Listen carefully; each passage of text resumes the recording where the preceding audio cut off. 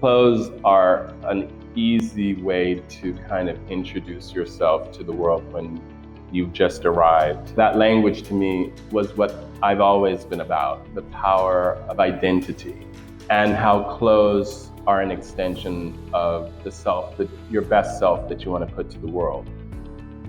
There are so many different ways that you can speak about core values, and you can reach millions of niches at one time. Being a secret and doing things well, but reaching the far corners of the earth, I think that's an exciting prospect.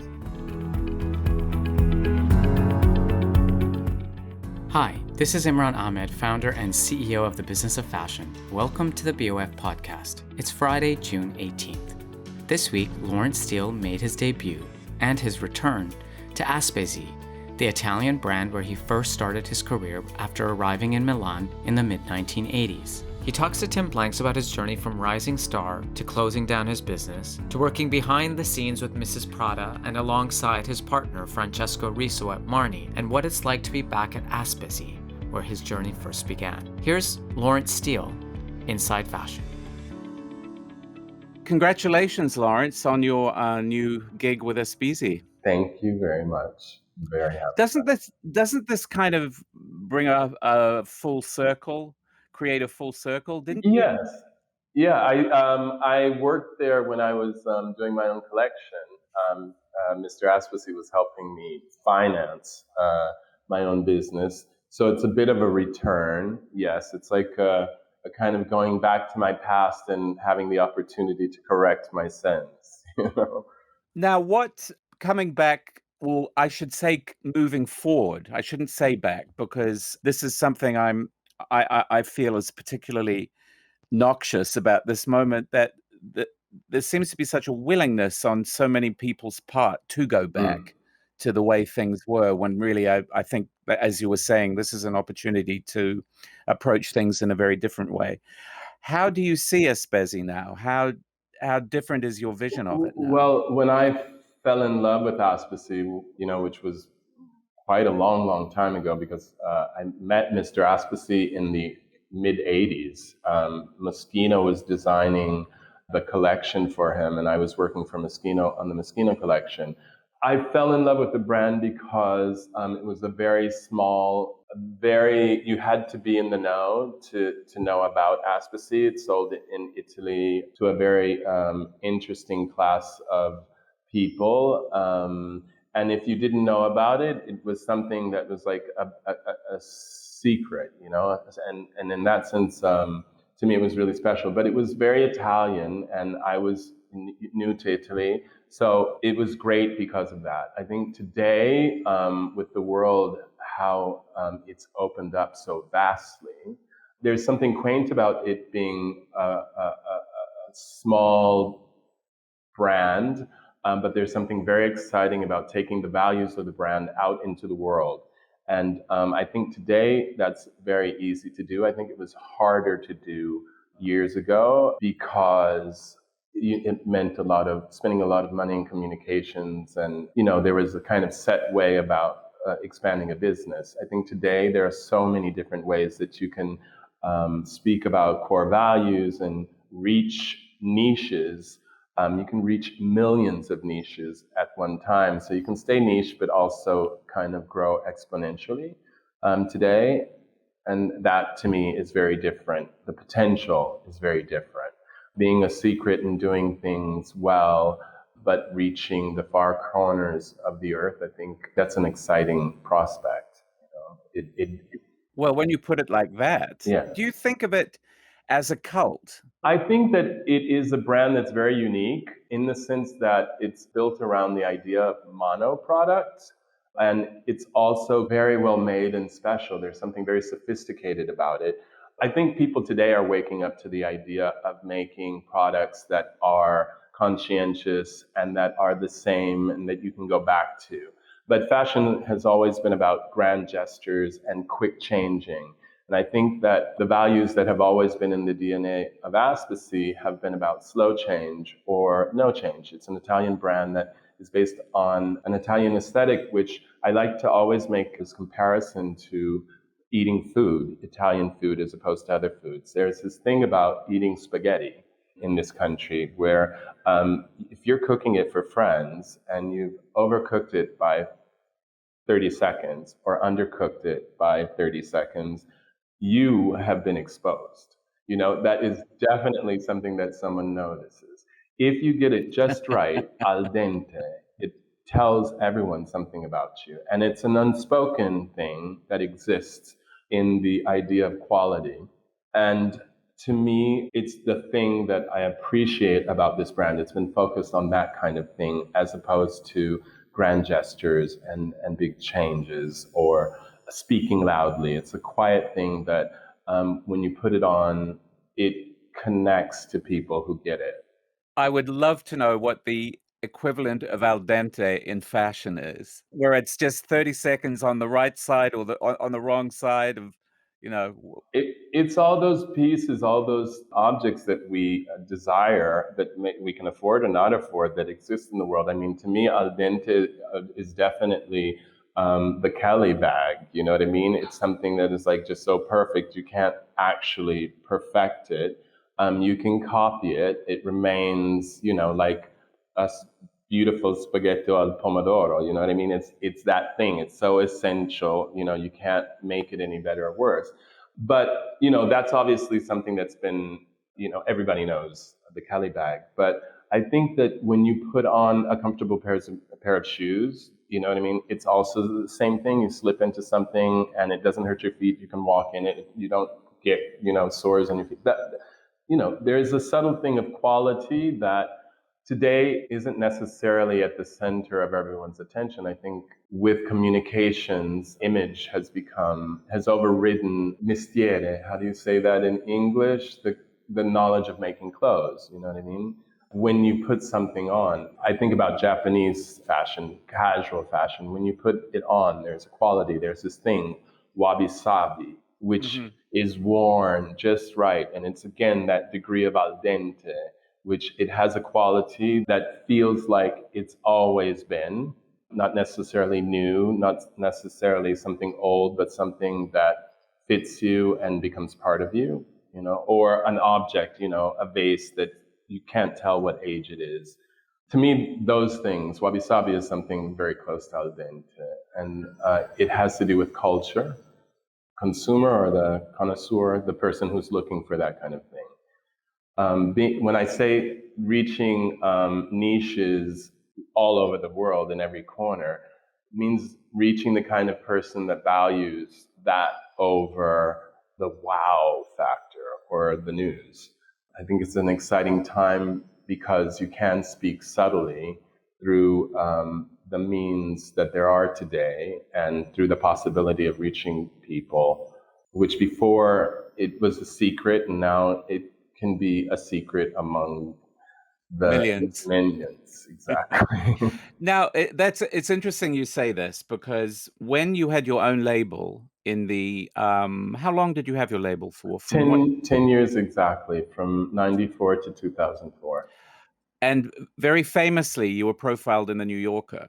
Yes. And it was a funny theme, a running theme in that piece was, how much does Lawrence Steele really want success? Yes. And it was considered afterwards to be that you slightly shot yourself in the foot by not coming across as this steamingly ambitious guy with this vision that consumed everything before it. But now what you're saying is that state of mind that you had then is an asset in this new world. Well, it is who I am, and I've always considered me to be the thing that I'm about, At the time Michael wrote that article, he followed me around for 3 or 6 months while I was working on the collection. It was very vulnerable, He saw me in every sort of iteration. But what was going on in fashion at the time were like rappers were starting to get involved, in fashion. It wasn't Kanye, it was the Kanye before Kanye, P. Diddy, who was starting his fashion label. And it was all about having this motor behind you. It corresponded with the big groups. So his perspective on what I was doing was obviously put into context with what else was going on in that specific moment. I perhaps had more experience than Michael Spector. I'd seen fashion change over and over and over and over again. I studied, the history of fashion. So from the 20s onwards, I mean, every generation reinvents the wheel. I never thought that I had to be about the short game. And I grew up, my father was in the military, so I traveled throughout my whole youth. I don't think I lived anywhere more than 2 years until I reached the age of 15. I lived in Germany, I lived in Spain, I lived in Japan, different parts of the United States. I'm an outsider. I've always seen what is different in humanity and what is similar in humanity from the point of view of someone who comes in, has to fit in, and then moves on. I'm also gay and black, and there's so much that keeps my perspective kind of centered in myself. I was never about making things to necessarily succeed. I didn't want to sell my label either. That's why I shut it down. I wanted, with my work, to create something unique to me. And it was never necessarily about how big I became, but how true to a signature I could be. And my heroes were Charles James, Vionnet, Chanel, Balenciaga, people who had made a mark with form, with shape, who had sculpted. I can cut a jacket. I can drape a dress. I can sew. I was sewing my own clothes at 14 because I couldn't find what I wanted to wear. Clothes are an easy way to kind of introduce yourself to the world when you've just arrived. And so that language to me was what I've always been about, the power of identity and how clothes are an extension of the self, your best self that you want to put to the world. So that article, which to me was like 10 pages in the fucking New Yorker, you know what I mean? That was the win. That was the win right there. Who cared about the rest of it? I think I was the first to have that kind of coverage. So for him, it was about where I was going. For me, I was already there with the article. You know what I mean? I read that at the time. It was painful to read to some degree. I mean, I was very proud. The photograph was beautiful. Michael Roberts shot this gorgeous picture of me surrounded by these girls in my clothes, and it was just fantastic. But reading the content that it was a competition that I might win or might not win, after spending 3 months or 6 months with getting to know Michael Spector, it was kind of like, oh my God, I'm literally with my pants down in the New Yorker with 10 pages, you know what I mean? But I think it's also a portrait of that time. And if you think about it today, a lot of those people that he was comparing me to don't exist. They didn't make their mark. And Yes, I'm yeah. in for the long run. I've never stopped working. I did shut down my business. That was a choice because I didn't want to sell it or get a partner. And at some point when fashion moves on, either you move on with it or you become extinct, you know what I mean? And so I moved on with it. I moved into the houses that were being created and supported by the industry and stayed relevant. What do you think was the key for you? When I think about your career, you're absolutely right. You have worked in so many different arenas, always as a presence, but never as a sort of all or nothing guy. I wonder what you feel it was in you that whether you feel that maybe there wasn't a galloping ego or what it was that allowed you to subsume yourself, even when you had your own label. In a very romantic sense, I again think that I've always thought more about the clothes that I was making than the image that I was pushing. Chanel was like an amazing, communicator. She was able to push herself, and she did it through so many absurd means, that political alliances, whatever, to make that her brand.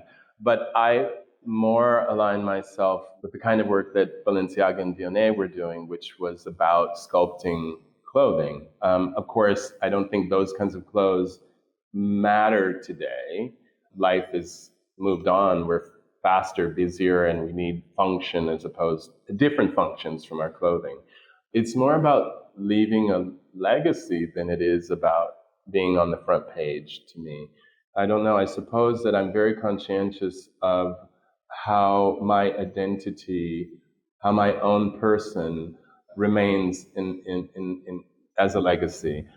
I'm just very conscientious that being an example of a kind of humanity, a kind of person, perhaps has more value to me than being a superstar. How have you managed to stay interested in fashion with all of that other stuff in Oh my your God, I'm obsessed with fashion. Well, in my relationships my partners have always worked in one form or another in fashion. So, not having children, I suppose fashion has been my child, our child. I don't know. It's what I've always wanted to do. So that part is effortless. I mean, it's such an exciting business to be in, but I think it's a lot bigger than how it gets represented sometimes. I think, we're all interested today in kind of headlines, and it's one way of absorbing what's going on around you. But I'm always interested in what lies beneath, the underlying truths. Also, what is a constant during all the change, which there is. The fashion business evolves in terms of looks, but a lot of times, we've watched shows together and we've talked about, that Prada show, what the references were, kind of trying to read it like a novel. And if you don't have the culture to know what's going on now, what's happened before, what someone's thought process was the season before, the season before that, you can't really fully absorb the effort that was put into a project. Now, most people don't get it, but some of us who are very passionate about what we do go deeper. And you can see the cultural references, the cultural references in the work, but implications of why that show is spectacular as opposed to something else, which is the faux version of creativity. I don't know. Authenticity at the end of the day for me is it's a fundamental value. And it's what I find also exciting about Aspesi. It's a brand that really focuses on making authentic clothing and communicating imagery that isn't throwaway, that has emotional resonance, that is innovative, even if it's soft-spoken. Those things are interesting to me, whether they're explosively all over the map or they're quietly being done on the sidelines. When you talk about that culture, when you talk about people needing that fashion benefits from having an audience, that at least part of the audience understands the layers, the levels, the quotes, the references, and understands how rich a culture fashion actually is, how relevant it is in ways that too many people are dismissive of. But thinking back to you in the early 90s, thinking back to fashion in the early 90s, thinking about the end of the 80s, the beginning of the 90s, the middle of the 90s, and when things started to change, do you think things started to change direction? Do you think we lost something back there? Absolutely not. I don't Good. think it at all. I recall, I was watching this Netflix film on Halston, which just came out. I don't know if you've seen it. Yeah, absolutely. Yeah. Okay, and I remember that moment. I mean, I was kind of like, he was one of those people that I was looking at. I thought he's brilliant, forever brilliant. But there was a moment when he was licensing out to J.C. Penney's, where it was like, that's the end. You knew it was the end. You did not think that was going to turn him into, the household name that he already was, that was going to do him much. But it was a cycle of fashion. it's cyclical, this business. When you don't look at it in the moment, but you look at it in the distance, you can see that these cycles come and they go and they come and they go and they come and they go. And they're exactly the same cycles at some point. So it's very easy if you step back and you think about the long run to see what lasts and to gauge what's happening. But you have to have the culture of being able to look at it from above and not being caught up in the whirlwind of what fashion really is, which is change, because fashion by nature is change. It's the fashion of the moment. But fashion as a culture, as an industry, is so rich. You know what I mean? You tell the story of people and politics and everything through a look. Absolutely. And today we talk about, you cannot talk about luxury today. The fashion was built as this, it started out as people making 3 or 4 of a garment for a special client and keeping that client and nurturing that client. And then you got the ready-to-wear industry, and you had Saint Laurent looking at the streets and bringing street fashion into high society. And then you had the Italians who were like, let's manufacture this and make fashion for everybody. And then you had the Americans come in and create this lifestyle that, is about the spontaneity and the testosterone of the new world. And then you come back to couture and hand making things. Today, if you speak in terms of a luxury product, you offend half of the world. It's offensive. It's literally an offensive thing to talk about. And I understand that. I understand that fashion has entered the realm of everyone's life. Everyone's passionate about it. It's not for those few people anymore. There's a huge audience and there's a huge responsibility that comes with putting imagery into the hands of young people who are watching celebrities who are creating their identity through icons. And you have to take into consideration where we are and what we're doing and the responsibility, if you want, to your public. Who's buying clothes today? It's young people, you know what I mean?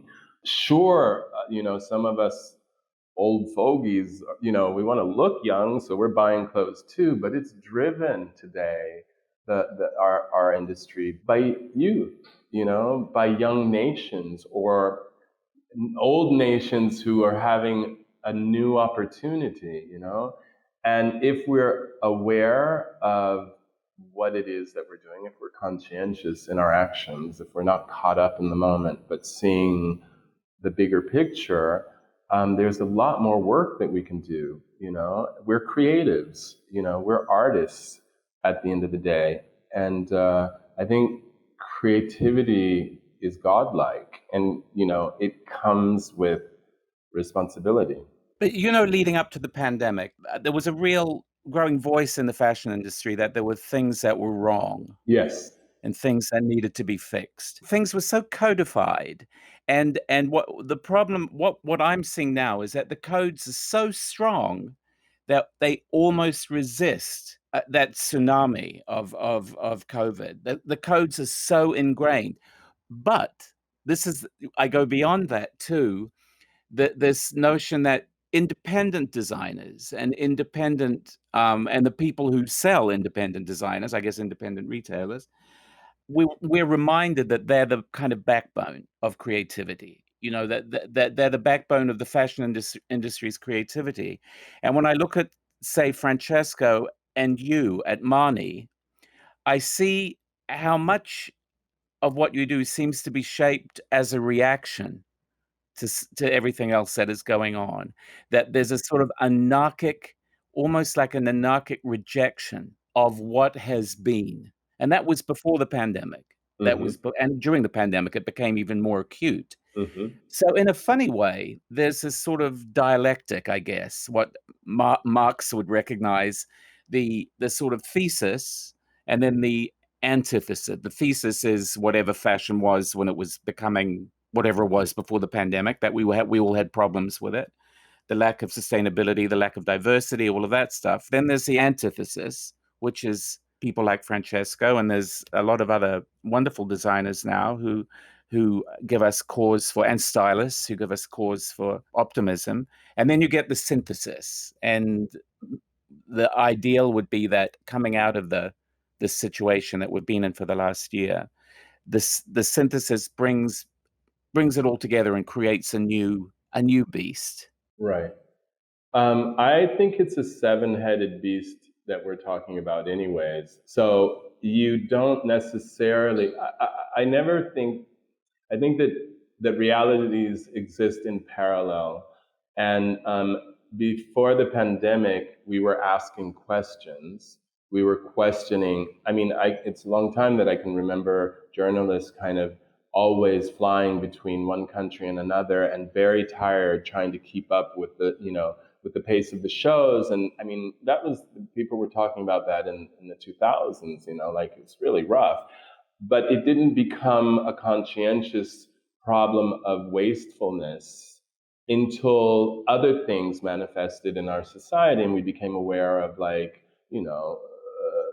global warming. And we started understanding that, well, actually seeing 6 collection seasons between couture, menswear, ready-to-wear, pre-collections, and whatever, and flying around the world was exhausting, we also realized that it was very wasteful. And those moments weren't simultaneous. They were the evolution of a thought without necessarily a solution.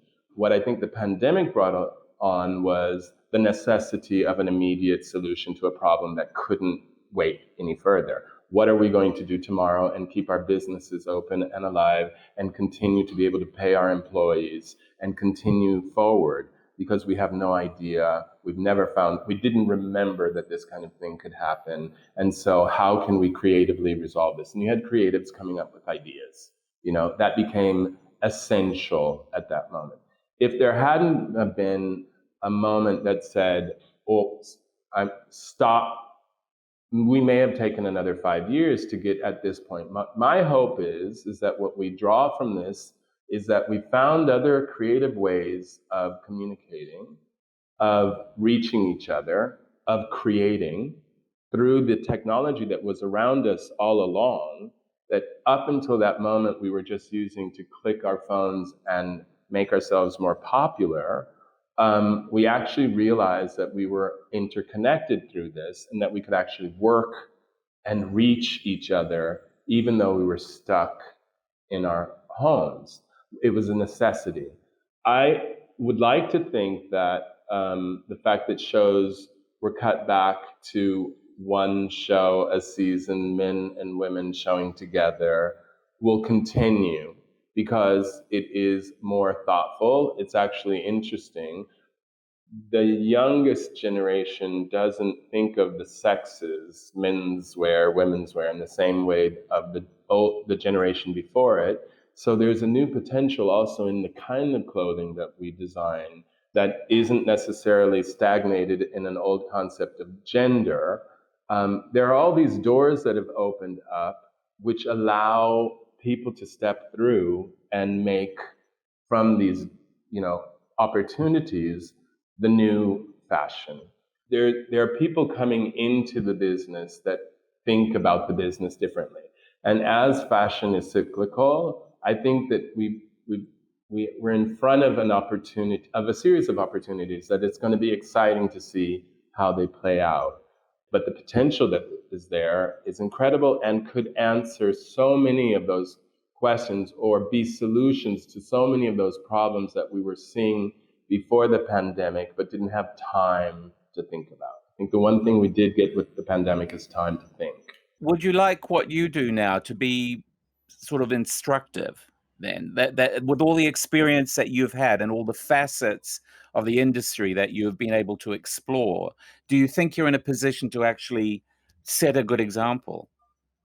I've always tried to set a good example, and I think that this brand is one that fits me well.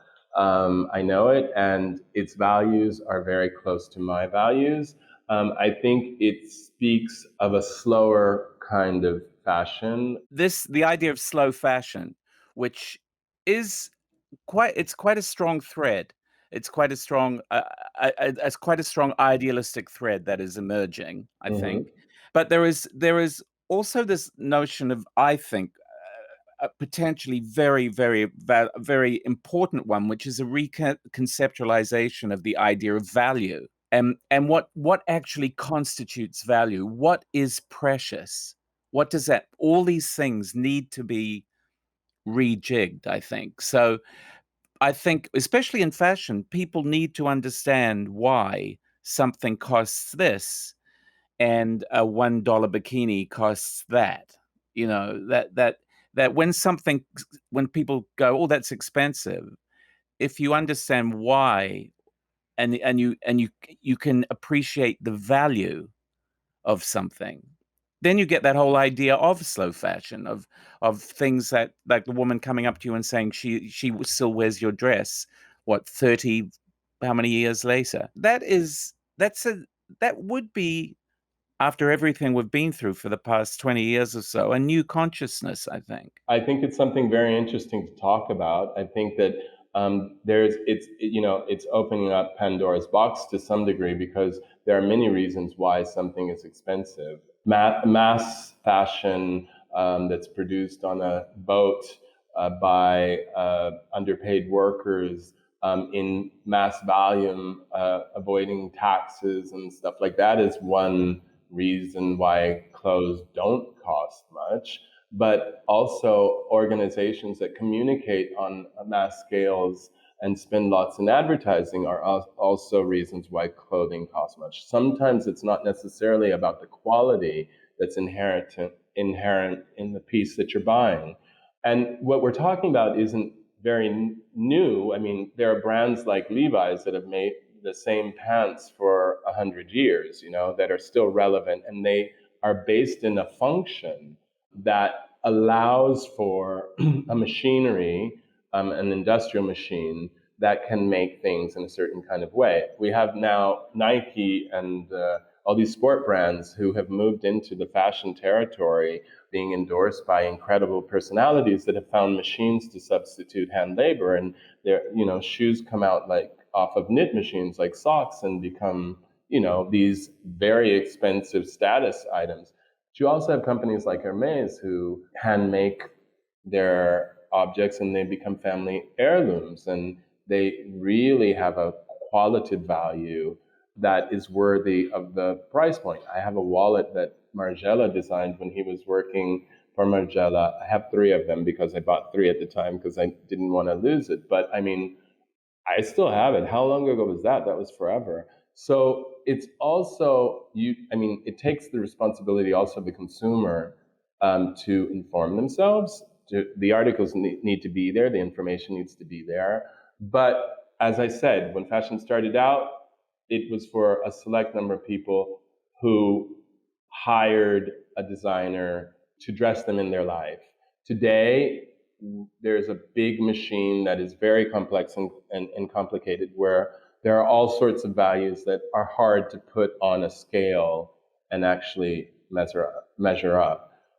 It takes the whole industry to turn and start informing people about where value lies. For me, it has always lied in something that's timeless, that has a function, and that makes you look better, but that also embraces your own identity. That's me, you know what I mean? And I've always, look at me. I mean, I look exactly the same as I did when When I met you. yeah, because that's who I am. I don't want to say that there's a karma to being that way, which has saved my face from wrinkling, but I think that there is a serenity in the way that I do things, which works well with my biorhythm. But fashion is being called upon to be more things now. It's called upon to respond to things that were never in its vicinity. massive social issues, massive environmental issues. Do you feel that you naturally osmose this in your own work, that you take on board the turmoil of the last few years as you approach this new position at Aspesi? Do you think it's important that you reflect those things in your work, or do you want your work to be a refuge from those things? No, no, no. I think that fashion belongs to the people. I think that that's what fashion is. Fashion is a moment, and it's about the people that wear it, that consume it. That's what fashion is. You define a moment, and it is a fashion, and then that moment moves on, and it is another fashion. And the public for fashion today is global, and I think that you cannot exist without being connected to your consumer, and your consumer is right, and you are providing a service. I don't think it's the other way around. You're relevant or you're not because you find someone of which your values corresponds to, and you're big if you want to be big because those values correspond to more people. So I think that there's a responsibility absolutely to make that part of the work.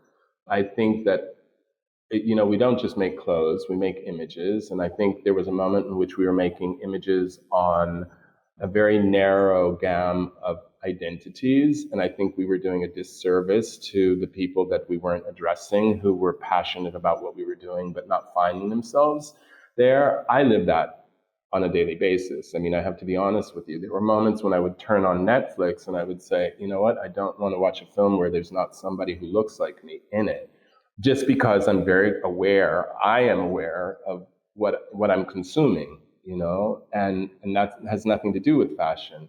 I think that there are people like me in the world, there always have been. We're only rising in our consciousness to the degree of understanding what that actually feels like, because we're closer and closer to each other through this technology, through this means, through this thing, through information.